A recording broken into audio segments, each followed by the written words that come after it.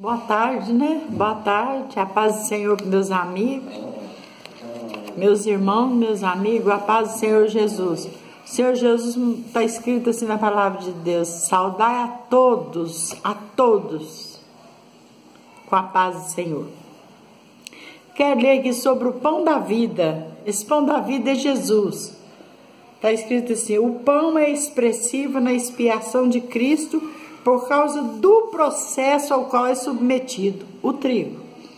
Desde que nasce até ser consumido, o grão de trigo prega para nós. O grão de trigo precisa morrer antes que possa produzir mais trigo. Cristo usa precisamente esse fato como uma ilustração da necessidade da sua morte por nós. João 12, 24. Ele teria ficado para sempre sozinho em sua santidade e bem-aventurança se não tivesse morrido por nós. Mas se Jesus não tivesse morrido por nós, nós não teríamos direito de salvação. Se ele tivesse ficado só no trigo, como o trigo, nós não teríamos direito de salvação. Enquanto teríamos ficado sozinhos para morrer em nossa pecaminosidade e miséria. Quando o grão está maduro, ele precisa ser cortado. Quando o grão de trigo está maduro, ele precisa ser cortado. Quando chegou a plenitude dos tempos, Cristo foi cortado da terra dos viventes. Isaías 53, 8. Cortado pela justiça de Deus ao morrer pelos nossos pecados. Zacarias 13, 7. Cortado pela morte para que pudesse conquistar o rei dos terrores e vencer aquele que tinha o poder da morte, a saber, o diabo. Hebreus 2,14. 2,14. Então o trigo precisa ser malhado. Quão intensos foram os maus tratos sofridos por Cristo. Ele ofereceu seu corpo aos chicoteadores e o rosto àqueles que arrancavam a sua barba. Isaías 1,6. O castigo que nos traz a paz estava sobre ele. Isaías 53, 5. Como Cristo sofreu nas mãos dos homens ímpios. Precisamos apenas rever as cenas que precederam sua morte para ilustrar esse ponto. O grão tem que ser moído.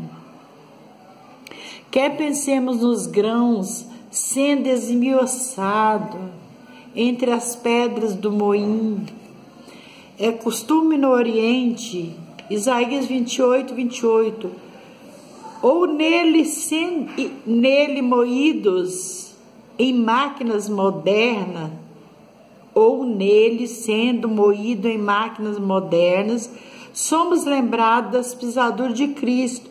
Ele foi moído pelas nossas iniquidades. Isaías 53, 5. Quem é capaz de analisar expressões como ele se fez pecado por nós? 2 Coríntios 5, 21. Ou ele se fez maldição por nós? Gálatas 3, 13.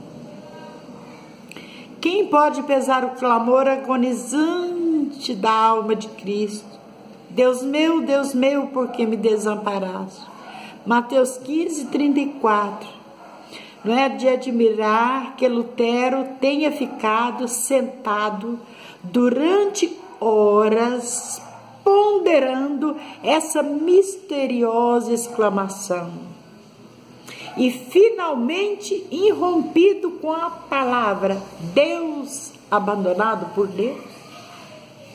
Deus abandonado por Deus. Deus abandonou Jesus naquele momento. Depois que a farinha é moldada em forma de pão, ela precisa ser assada. O fogo transforma a farinha em pão para que nos alimentemos dela com prazer. Isso lembra-nos Cristo que passou pelo fogo, pelo juízo do fogo de Deus pelos nossos pecados. Ele passou pelo batismo do fogo da ira de Deus em Mateus 20, 22, quando foi condenado em nosso lugar, Romanos 8, 3. Devido ao fogo que queimava o sacrifício apontado por Deus ter sido alimentado e que suas brasas do altar possuem uma virtude purificadora, como ilustrado no chamado de Isaías, quando o serafim tocou com uma brasa viva nos lábios impuros do profeta e disse: eis que isso te tocou os teus lábios, e a tua iniquidade foi tirada e purificado o teu pecado. Isaías 6, 7. Quando o pão é ingerido, quando nós comemos o pão, seus nutrientes se tornam parte daquele que alimenta, torna parte de nós. No momento em que Cristo é recebido pela fé, nós o possuímos e ele se torna a vida do nosso ser. João 6,54. Louvado seja o nome do Senhor. Jesus é o pão da vida. Jesus é tudo em nossas vidas. Nós precisamos ter gratidão por Jesus, amar a Ele sobre todas as coisas, saber que Ele é o único caminho para a salvação da nossa vida eterna.